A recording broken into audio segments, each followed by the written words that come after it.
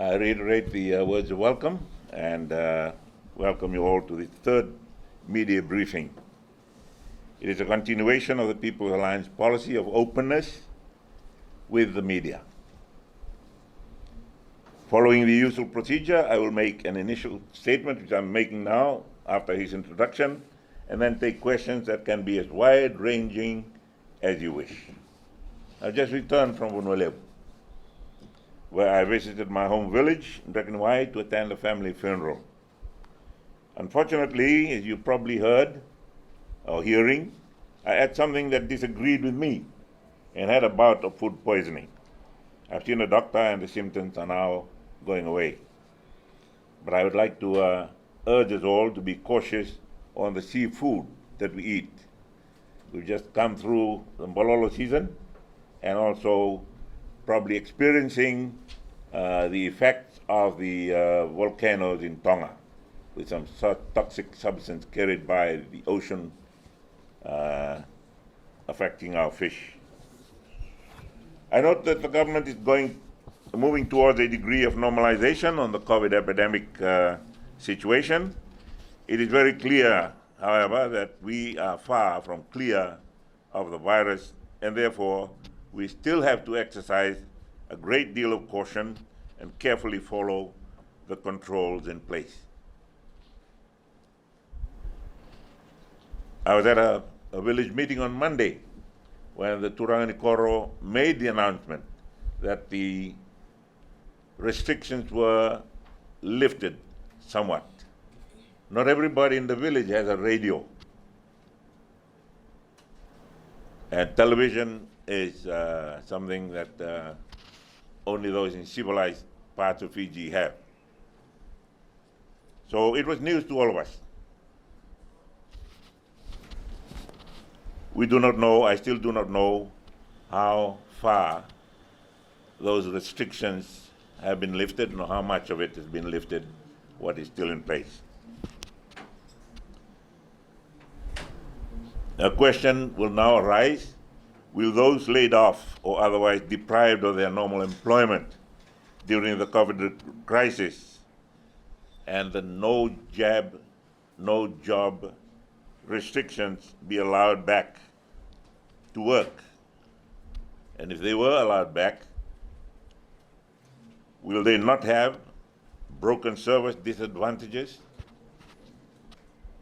I'll shortly be making comments about the acting Prime Minister, Mr. Ayaz Said Qayyum. I ask whether his appointment to that position is in accordance with Section 92(4) of our Constitution. I'm not a lawyer, but I am a former Prime Minister, and I know that before every trip I had to sign the Gazette notice appointing the person or the minister who was going to act in the position of Prime Minister. Whether that was done during this time, I do not know.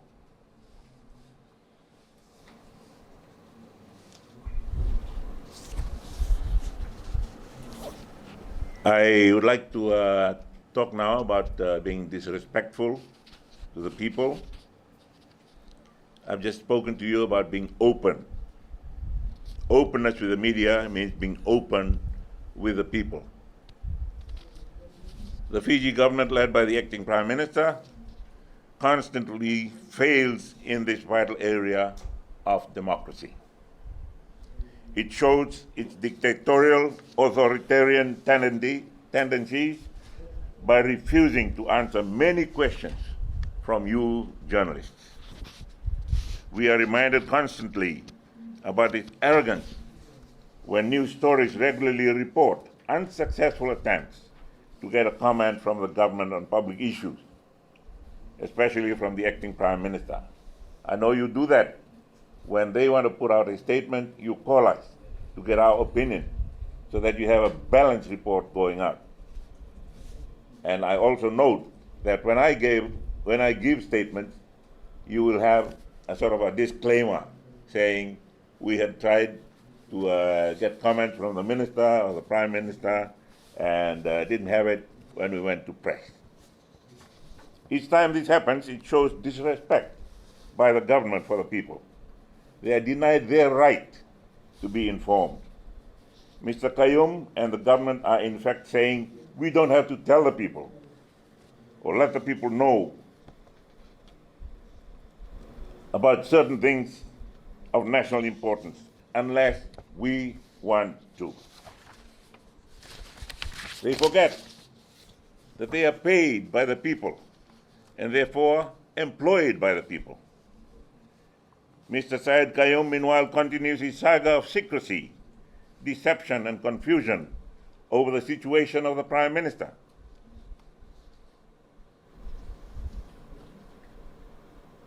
You will remember that at our last meeting, I asked for the nation to pray for the Prime Minister. If we had been updated, we would now be praying, thanking God for healing, or asking God for healing. Not so long ago, there was widespread uncertainty, rumors, and mystery when the Prime Minister and the Attorney General were both absent. The country appeared to be leaderless and rudderless. Who was in charge? We learned later that there was an acting Prime Minister appointed.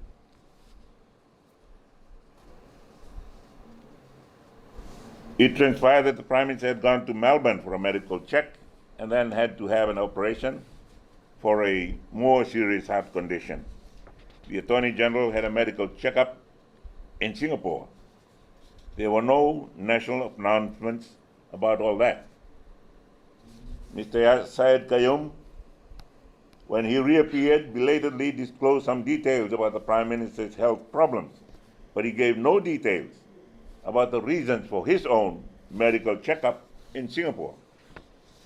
He claimed at a media briefing to be in constant communication with the Prime Minister, who he said was doing well, recuperating, and would be returning sometime later, probably towards the end of February. Mr. Syed Kayum attacked the media for not respecting the Prime Minister's privacy and certain politicians for speaking out. Mr. Kayum is getting it wrong all over again. He is blaming the media and politicians for a situation that he has caused. He cannot get it into his head that it is very normal for media to inquire about the health of heads of government in such circumstances. This is not a state secret. In a democracy, regular updates are released when a Prime Minister is ill, requiring hospital treatment. All the speculation about the Prime Minister must be laid squarely at the feet of Mr. Syed Kayum for his misconceived policy of trying to stay silent. It is this that has sparked national speculation and rumors.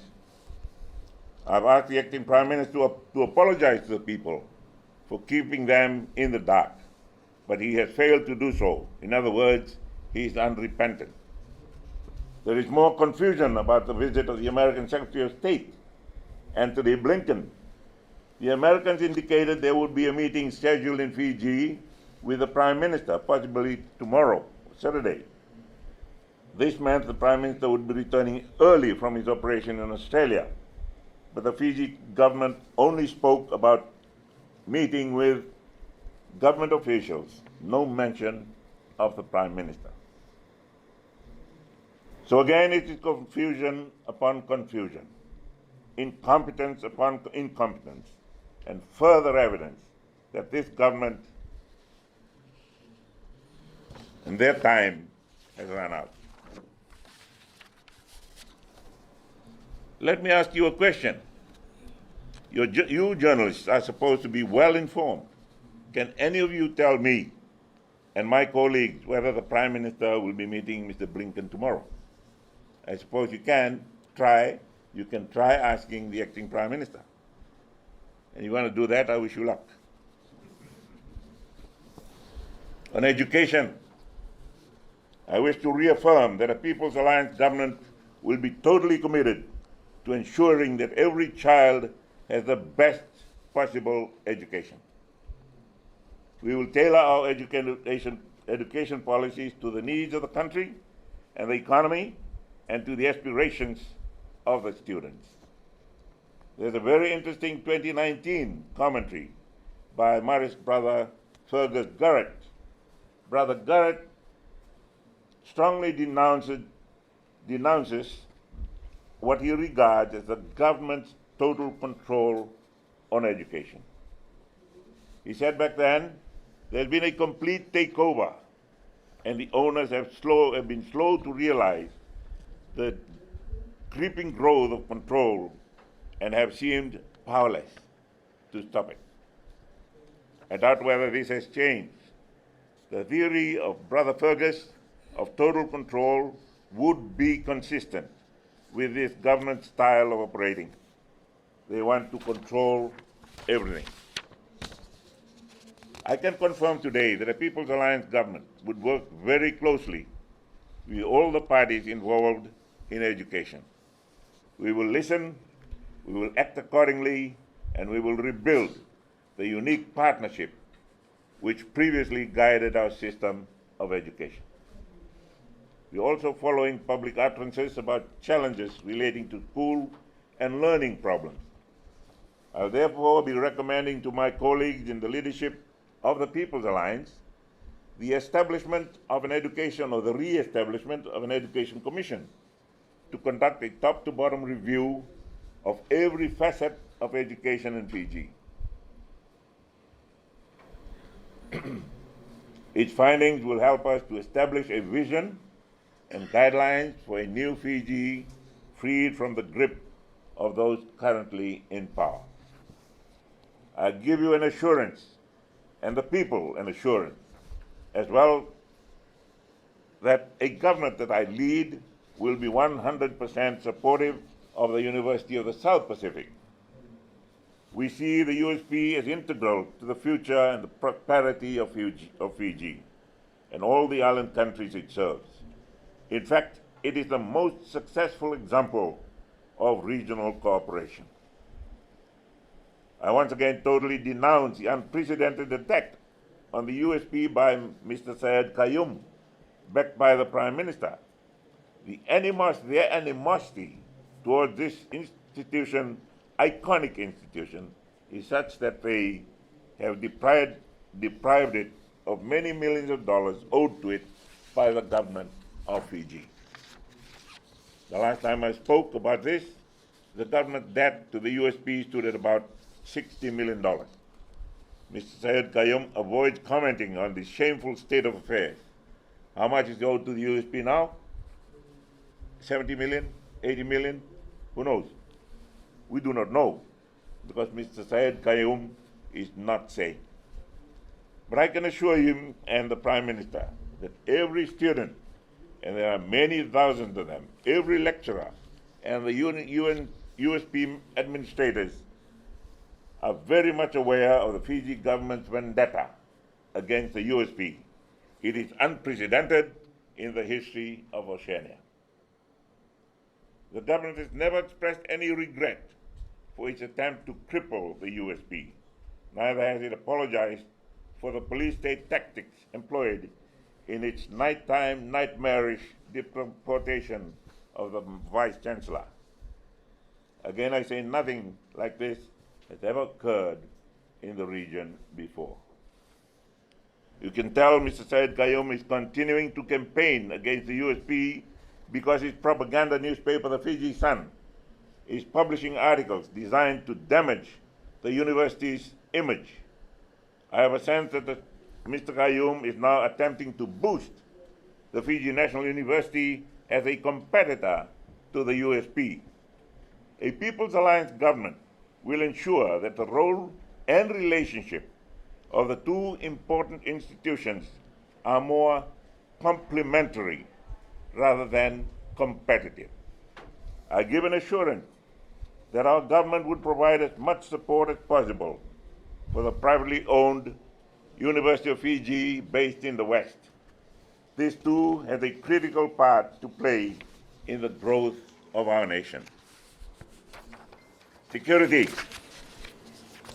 It is fundamental to a well-organized and managed society that citizens should feel safe and secure in their homes. They should also feel the same way about their personal security.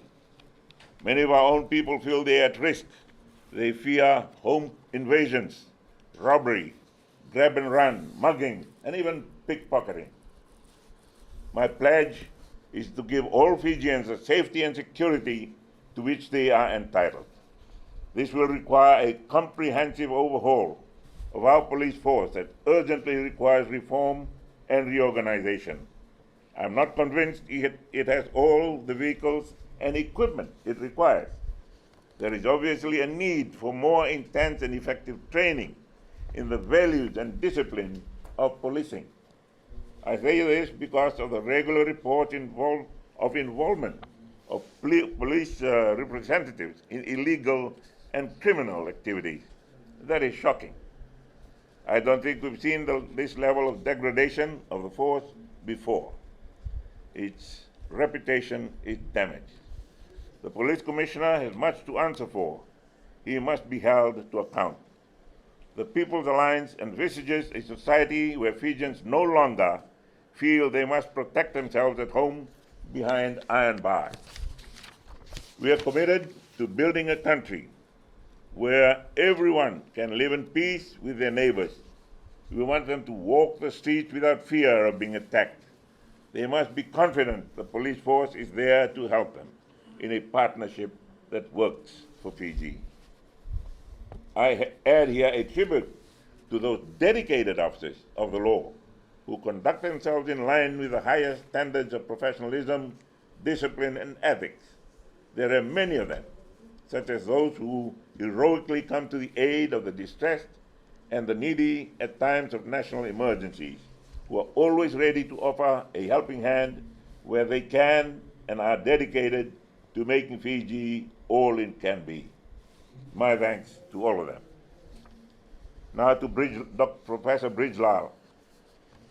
Finally, I raise again the tragic story of Fiji's most eminent historian, the late Professor Bridgelal, who died in exile because the cold-hearted Fiji government refused to allow him and his wife, Dr. Padmanasi Lal, to return to Fiji. The National Federation Party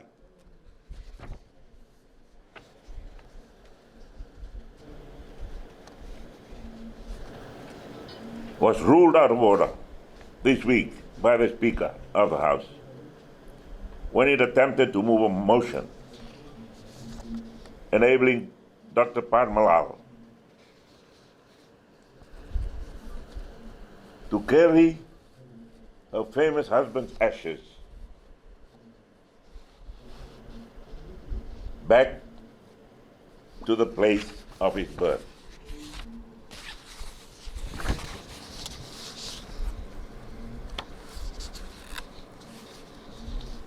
It is unbelievable to me that even after his passing, reasons can be found by those in authority to prevent Professor Lal's remains from returning to his homeland. I totally condemn that action and ask what has happened to Fiji when it is possible for such a thing to occur.